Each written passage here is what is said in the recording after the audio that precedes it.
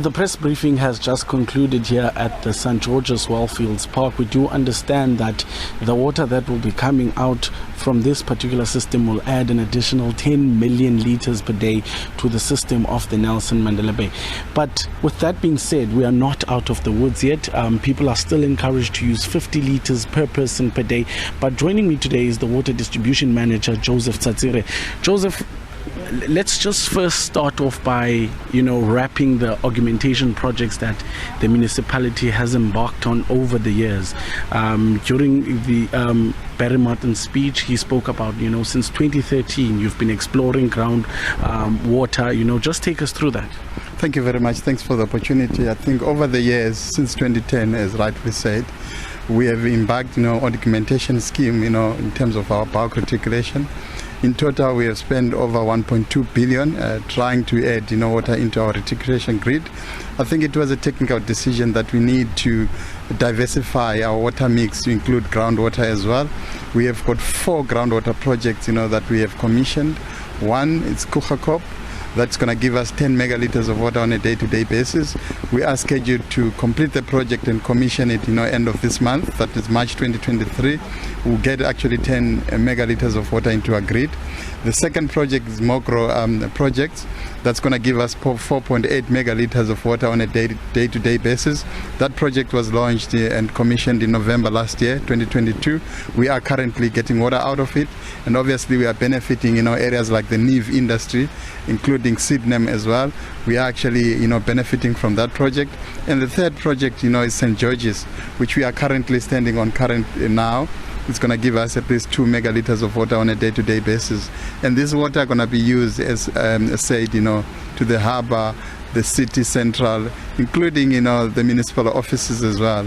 For us to continue to be able to respond to drought, we require our offices opened, and this water going to come handy as well. And the last project, which we are going to be launching next week on Friday, is the Bushy Park Bow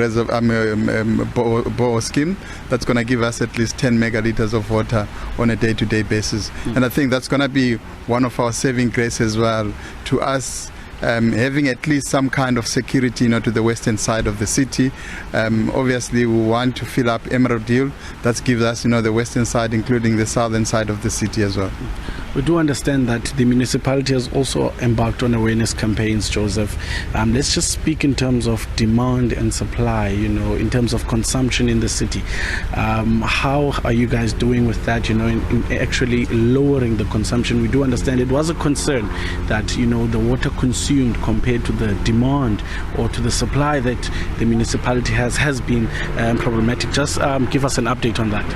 No, it remains a concern. Currently, our consumption is on average sitting at about 280 megalitres of water on a day-to-day basis. But in terms of the available production and what has been actually provided to us in terms of the restrictions, we have got 230 that is available. So we've got a deficit of plus or minus 50 megalitres of water that we need to reduce. Either that water is actually reduced through wasteful consumption, and secondly, it also reduced what we call artificial consumption, obviously water that is lost through leaks. So there are 2 interventions specifically which we are embarked on. One, the municipality has to reduce the leakages that are in the reticulation system, and there are resources that has been deployed to do that. Secondly, we are also encouraging consumers to reduce consumption, at least all non-basic uses. They might actually reduce only to stick to basic, that is hygiene, cooking, as well as drinking, for us to be able at least to meet the threshold that is available to us.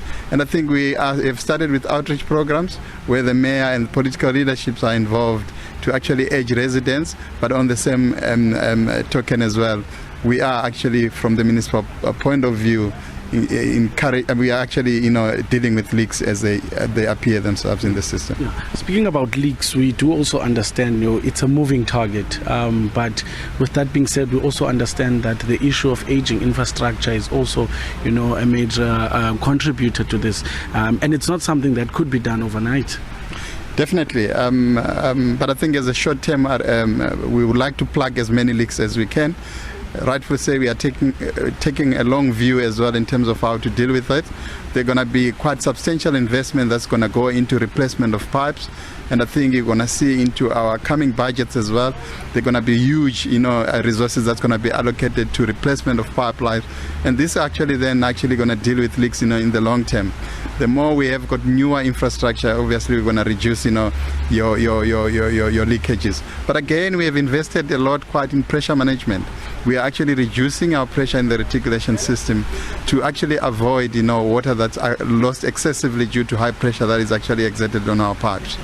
And also just taking it now to the western side of the city, to our dams, we do understand that we are just above 12%, from our 5 main supply dams. We've also got dead storage. So of the 12%, how much is actually usable? Okay, out of the 12%, usable, we are looking at plus or minus, 5% that is usable in our dams. Obviously, there's a bit of dead storage in there. And I think, according to our projection and calculations, we're now looking at plus or minus, 140 days worth of water that is actually left in those dams. Thank you very much for your time, Joseph. Thank you. Joseph Tsatsire, the Director of Water and Distribution in the Nelson Mandela Bay Metro, just giving us an overview of the water augmentation projects that the municipality has embarked on over the years. But from us here in Gqeberha, it's back to you in studio.